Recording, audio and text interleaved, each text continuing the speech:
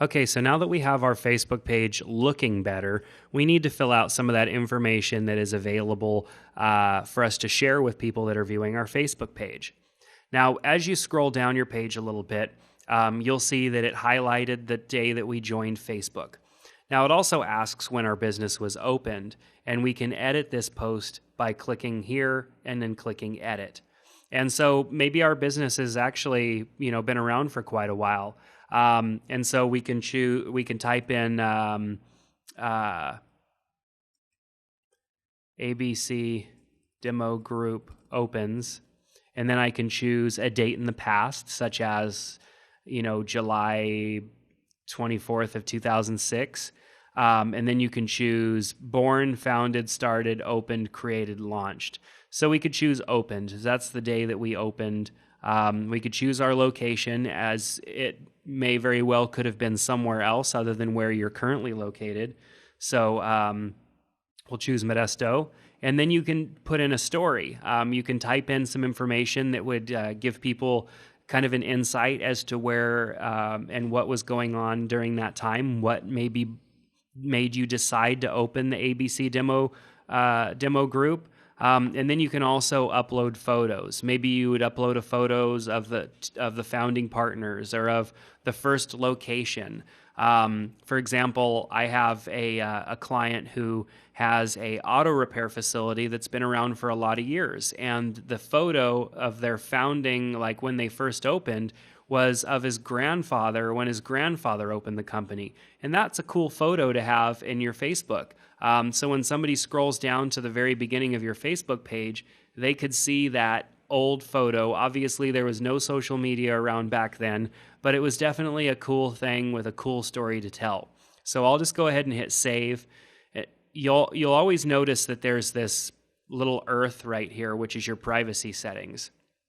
You can choose who's going to see this and edit those privacy settings on any of these posts. So maybe you don't want people to see a post unless they've already liked your page. Or perhaps you're fine with everybody seeing a post publicly, whether they've liked your page or not.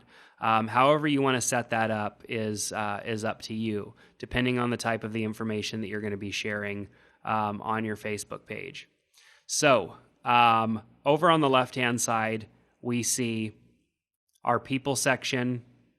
Lower than that, we have our about section, our photos that we've added, and then an area for reviews. Local businesses have the ability to accept reviews, and people can post reviews to your local business page. We'll go into that in a video later on. So let's click on the About tab here. You can see what Facebook has automatically filled in. It added our open founding information that I added just a moment ago, and it added something to life events. You can see it's pinpointed us on a map, and people can get directions from there. Our phone number, our website address, and just that really basic about area that we filled out when we set up the page initially. And then anywhere you go in any of these sections, there's these little edit buttons. I'm going to click on the edit button for basic information, and you'll see that there is a whole slew of information that is available to be changed.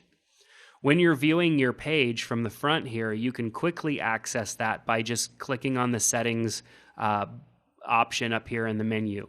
Click on settings and then click on page info, and it takes us to the same section. So, Facebook web address. The Facebook web address is a easier to remember URL to your Facebook page that can be set when you have more than 25 fans. On occasion, Facebook will allow you to enter what you want your Facebook web address to be when you set up the page, but most of the time it requires that you have at least 25 fans before this comes unlocked.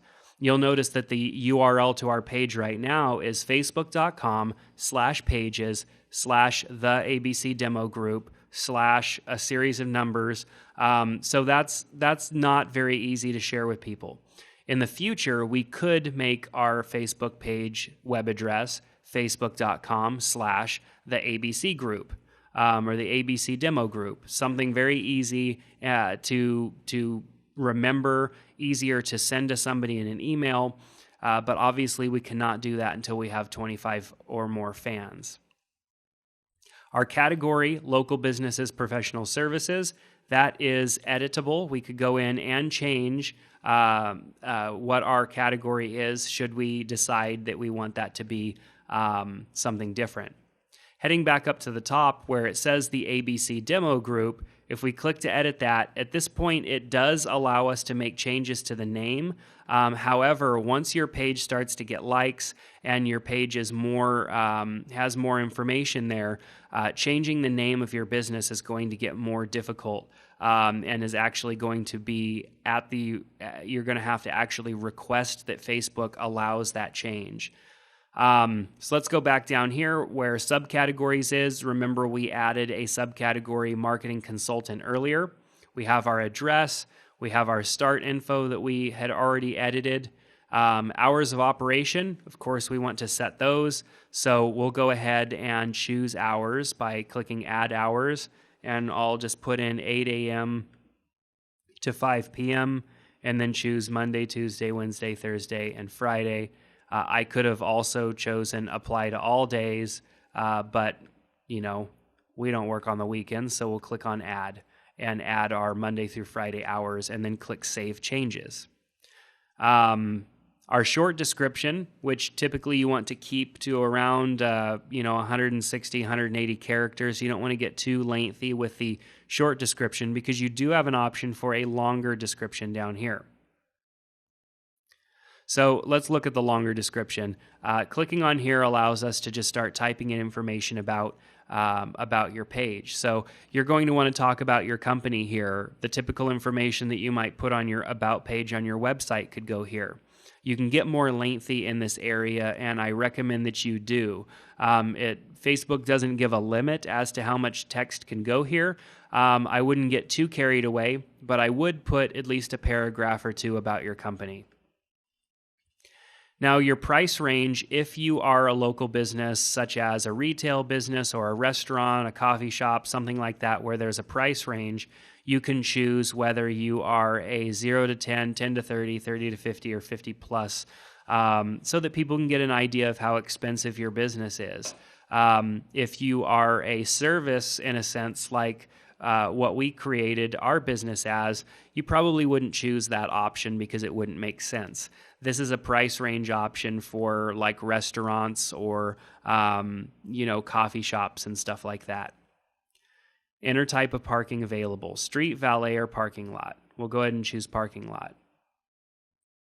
Enter your email address. This is an email address that people will be able to use to contact you. So you would want to fill this out because if somebody chooses to email you directly instead of using Facebook to email you, you want them to have that option. So I might enter Jared at the abcdemogroup.com and then hit save changes.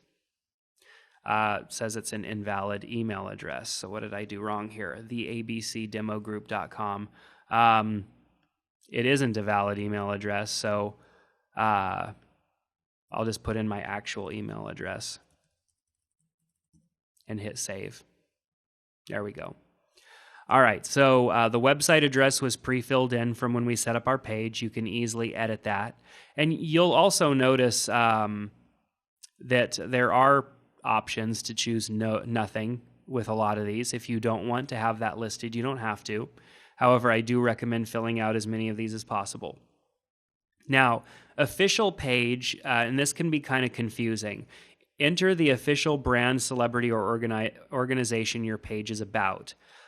You would do this if this was something based off of something else. So, for example, say the ABC Demo Group was a company that was launched by one of the famous people on the Shark Tank, one of those guys.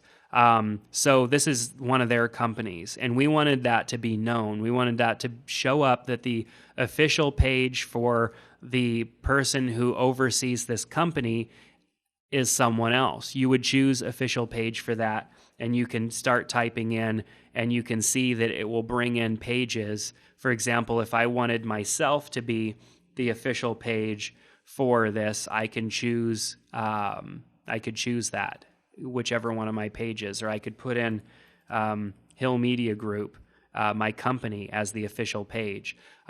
If you don't want to link this up to another page, leave this blank and don't fill it out. Now, translated page names. You can come in here and add a translated page name for Chinese, Japanese, Korean, or Arabic. And those are great if you're an international company because it helps people better understand the name of your company and the name of your page if they're viewing it from another country. And then there's the Facebook page ID, which you may need and most likely will not need, but it is made available in case you're using some sort of a third-party app or something that needs that Facebook page ID. So now we've completely customized pretty much all the information that is available to customize for our page.